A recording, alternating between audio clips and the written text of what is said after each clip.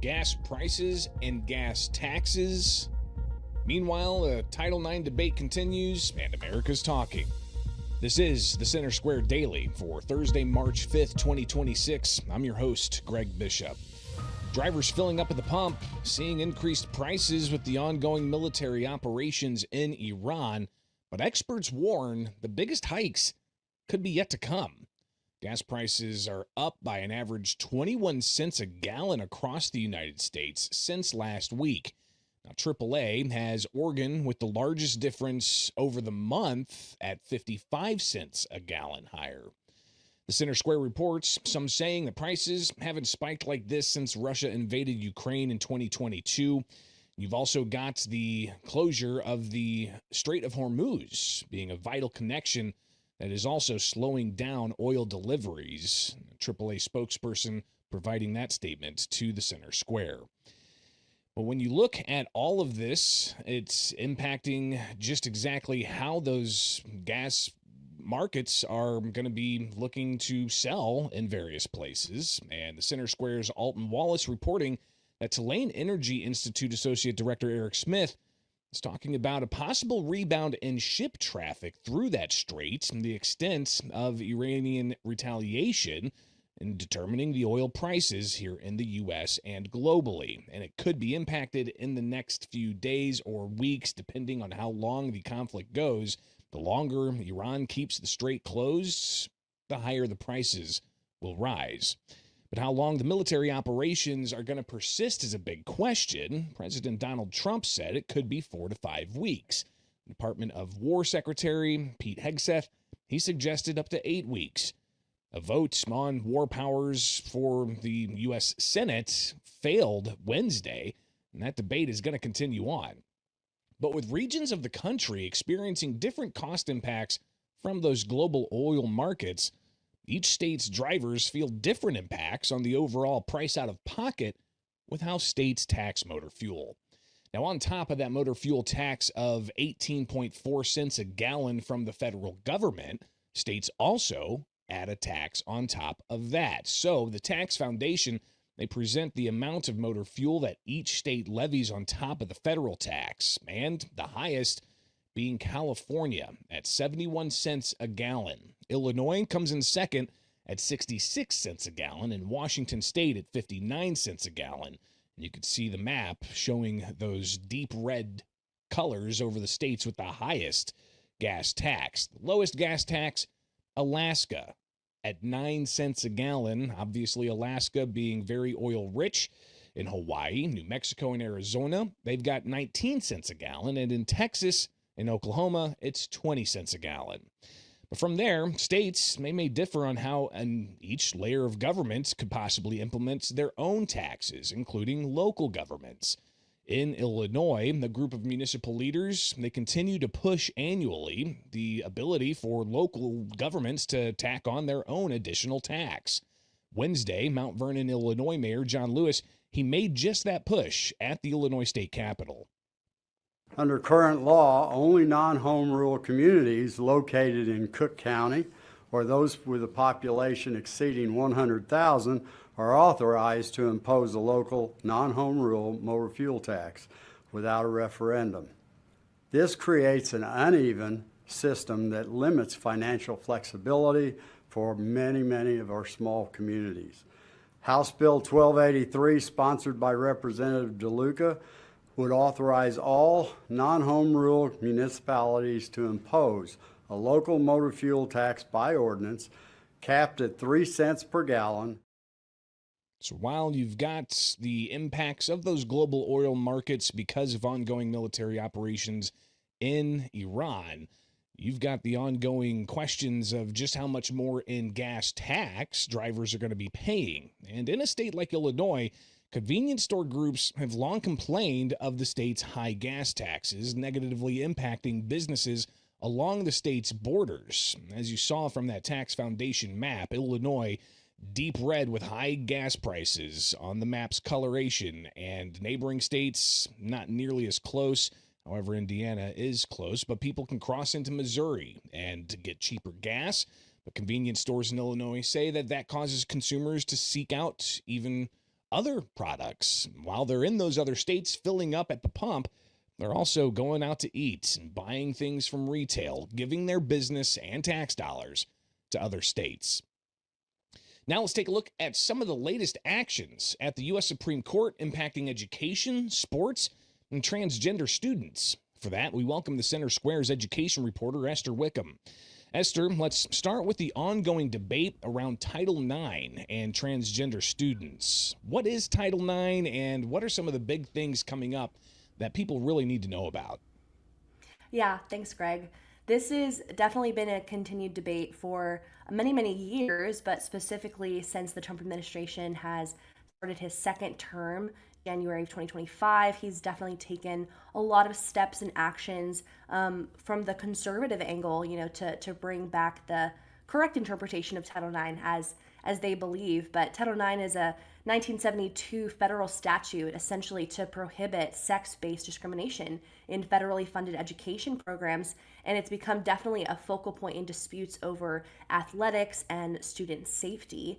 And it's definitely been a huge debate when it comes to the conservative and the more liberal side, right? There are people on the left that want to, interpret Title IX as it alludes to gender identity, where transgender people and transgender athletes are protected under Title IX, where on the conservative side, we continue to see people wanting to protect women, since they believed, transgender athletes are not female, are not women. They want to protect women in athletic fields as well as private facilities and locker rooms. And we kind of continue to see many public schools as well as higher education where the Trump administration is investigating and threatening to withhold funding and various actions for what they claim to be alleged violations of Title IX. What do you think's going to be happening here with the U.S. Supreme Court? I mean, we'll talk here in a little bit about what they already ruled on Monday around a controversial California law, but that's about something separate from the transgender sports question here. What are we anticipating from the U.S. Supreme Court? Yeah, I mean, they heard oral arguments over the past couple of weeks last month, and the Supreme Court definitely takes its time. They only take around, 66 cases a year, and this is a major case that we have been waiting to hear back from the Supreme Court. And so I believe a decision isn't going to come out until the summer. They love to make constituents wait for the results. But this is definitely an issue the Supreme Court wants to take seriously, because America's definitely divided on this issue. And so probably be around, the summertime when we finally hear a decision. But in that time, we are able to talk to, various sources to get their thoughts on what's happening with this ongoing debate.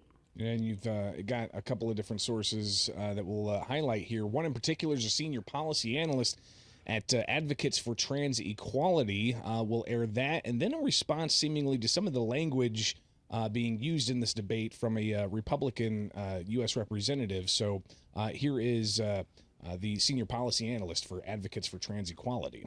This should not even be a debate, because this is coming from an effort to dehumanize a minority community in a way that would not be acceptable under any other debate, ?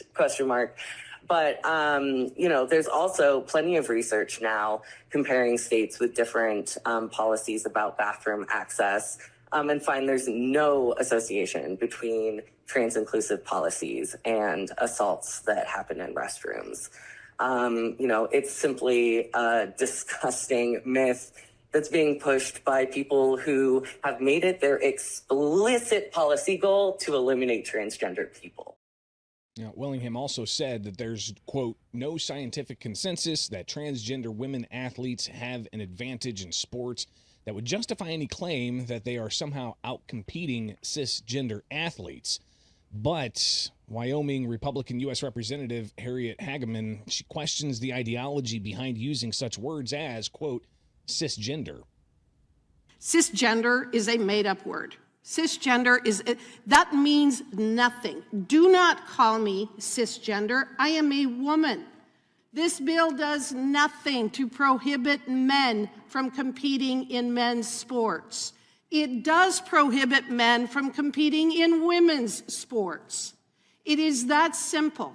All we have to do is look at what happened during the Paris Olympics, where we watched a dude beat the hell out of a woman in a boxing match. We do not want men beating up women. We do not want men in women's soccer or volleyball or basketball or rugby or swimming or any other athletic competition.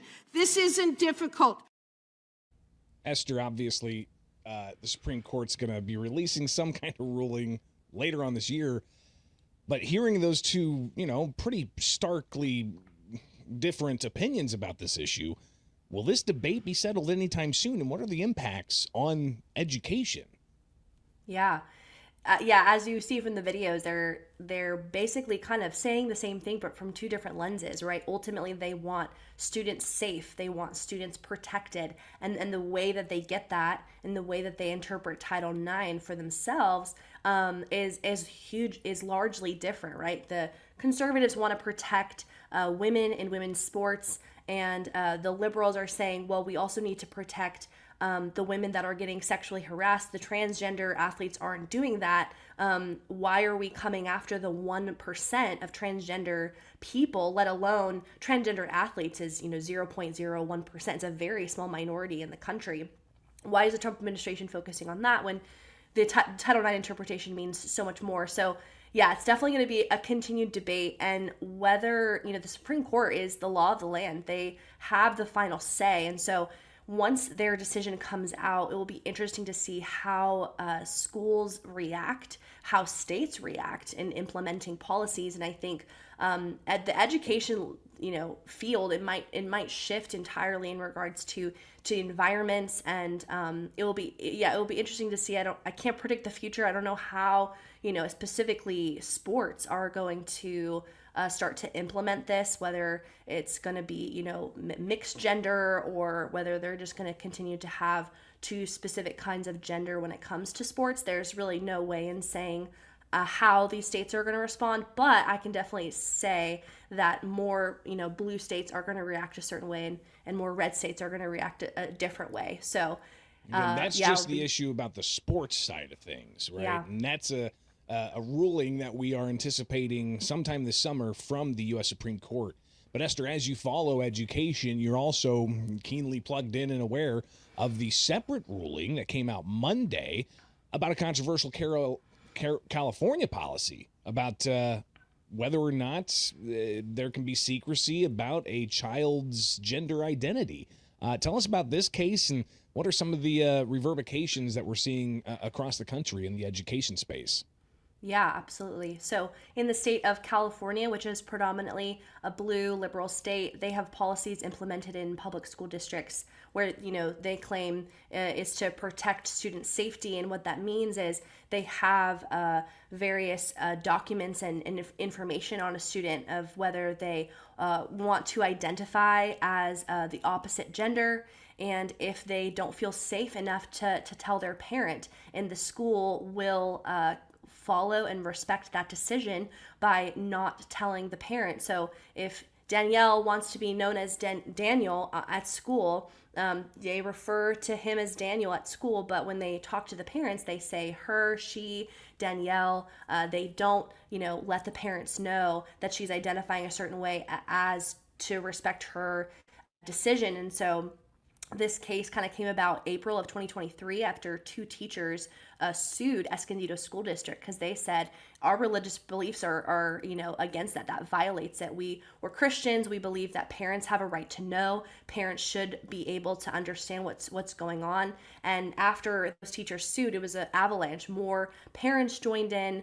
There was a family that unfortunately their daughter had attempted suicide because she was identifying as transgender at school. The parents did not know, and she became more and more depressed because her community, didn't know. She felt isolated, and so they joined the lawsuit as well. And it went all the way up to the Ninth Circuit here in California, and they ordered a stay order saying, actually we're gonna place this on hold, and we believe that other cases are more important. But the Thomas More Society, the attorneys that represent these parents and the teachers, believe that this was an emergency, and so they filed an emergency motion to the Supreme Court, and we saw for them a victory. The Supreme Court ruled in a 6-3 decision that parents do have the right to know that the California policies allowing public schools to withhold information about students' gender transition, it is not, a constitutional right. Parents have the constitutional right under the First and 14th Amendment to know, and they're the primary protectors of their child. It's pretty remarkable. And of course, you talked with special counsel for the Thomas More Society, Paul Jana, and he says this is something that school districts across the country are going to have to take note of. So every school district, every state that has these policies on the books should immediately get into compliance with the Supreme Court's ruling here and rescind those policies. They're no longer lawful. So I think, the AG Bonta has aggressively defended these policies, but the Supreme Court has now kind of clearly established that these are unconstitutional. So it's time to turn the page and get in compliance with the court. So. Next steps on this goes back to the lower court, or are states ready to just go ahead and start following the Supreme Court's order there? Yeah, in my conversation with John, I asked that exact question because, he says this is going to be a national thing, right? The Supreme Court has spoken. They are the supreme law of the land, and states are going to have to follow suit. And California is probably definitely going to push back, right? AG Bonta has continually filed many lawsuits against the Trump administration when it comes to, these transgender policies. And, in my conversation with him at a conference a few weeks ago, I asked him about this case prior to the Supreme Court's ruling. And he believed, this is not a parental rights issue at all. This is about student safety and protecting student safety. And something that, he believes to be true is it's up to the state to protect the kid, because the parents could potentially be dangerous and abusive if they find out and don't agree with their child's decision. So it's a really interesting conversation because, again, it's the different perspectives, right? They believe they're protecting children, and the conservatives believe, and now the Supreme Court has said that parents have a constitutional right to protect their child and do their child as they see fit until they're 18. If they want to transition, if they want to change their name after 18, that's completely fine. But, it can't be up to the school districts to advise whether they tell the parents or not. So, again, I can't predict the future, but I'm sure we're going to see definitely some pushback from the school districts. And we'll definitely continue our reporting and our conversations on this and other issues impacting education with the Center Square's education reporter, Esther Wickham. Esther, thanks for taking time with us. And now it's time for America's Talking, with headlines from across the country. The Center Square's Carlene Johnson reporting that the cost of a firearm background check is expected to climb in Washington state if a measure passes the Senate there. The bill, which removes the cap on fees Washington State Patrol can charge for firearm background checks, cleared the House late last month. Kirk Evans, president of U.S. Law Shield, told the Center Square he also believes that the legislation's unconstitutional and suggests the fees will likely climb beyond just a few dollars of an increase, and says that there are real-world implications of putting Second Amendment rights outside the reach of some individuals. A whole bunch of the other folks testified on sort of real world concerns about the bill, which is, let's take a domestic abuse victim, not well to do, trying to get away from her abuser, just finally makes this step to leave and wants to get a firearm to protect herself and has all these other expenses, got to find a new place to live, maybe babysitting, things like that. And then boom, you get hit with the giant expense just to try to, protect yourself.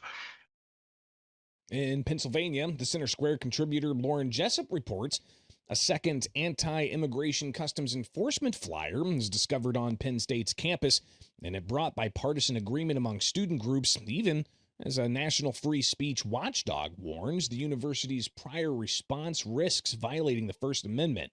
Now, the latest flyer follows a January 29th incident in which one depicting an ICE agent hanging from a noose with the words "Dead ICE agents can't kill" appeared on a pole outside Penn State's primary student union building. Images of the flyer circulated online, accompanied by calls to identify and punish those responsible. Penn State condemning that flyer and announced an investigation. However, Foundation for Individual Rights and Expression, FIRE, they argue that while the images and messages are offensive to many, it does not fall into one of the narrow categories of unprotected speech, especially at a public university.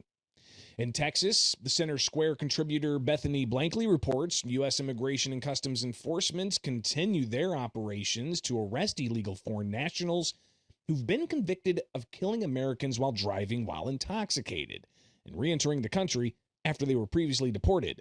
Of the more than 660,000 criminal foreign nationals identified to be deported in late 2024 who weren't detained, more than 126,000 had committed traffic offenses, including DWIs, and posed a risk to public safety. But in Detroit, Michigan, the Center Square's Elise Apel reports questions over immigration enforcement after city records there showed federal officials issued 63 detainers for individuals arrested by local police, but fewer than half resulted in federal pickups. Of the 63, 29 were released to ICE, 21 were released, 1 was transferred to another agency, and 12 went to the Wayne County Jail. And that situation comes amid accusations that Detroit functions as a sanctuary city, but according to a city council memo, the city disputes that label. ICE declined to explain why so few detainers were enforced, citing case-specific variations. In a statement to the Center Square, an ICE official said each immigration case is unique, and without specific identifying information, we're unable to elaborate on the circumstances of each case. And they say that ICE remains committed to working with law enforcement agencies in Detroit and across the state of Michigan in the interest of public safety and national security. And that is America's Talking, with headlines that you can get in your inbox by signing up for the newsletter at thecentersquare.com. From my studios in Central Illinois, I'm Greg Bishop. Join us back here Friday for more stories impacting you, the taxpayer, from across the country, only with the Center Square Daily.